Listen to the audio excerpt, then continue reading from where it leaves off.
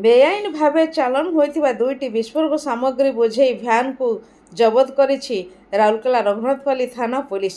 जांच पर गोटे भ्यान दस्तावेज ठीक थिबारु उक्त भ्यान को छाड़ी दिया जाइथिबा बेले अन्य गोटे भ्यान को पुलिस जबत करिछि। एही भ्यान रे 116 पेटी जिलोटिप एवं जेटोनेटर रहिछि।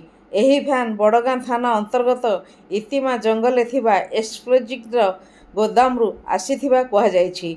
मंगलवार दिन एही गोदामरू विस्फोरक सामग्री रे केवलंग थानार बैंको माइन्स को जाइथुआ बेले लुट होइथिला। एहा परे पुलिस उक्त गोदाम को सील करि दैथिला। तेबे गोदाम सील थिबा बेले विस्फोरक सामग्री आज किपरि उक्त गोदामरू भ्यान जोगे परिवहन करा जाइथिला तार तदंत चलिछि।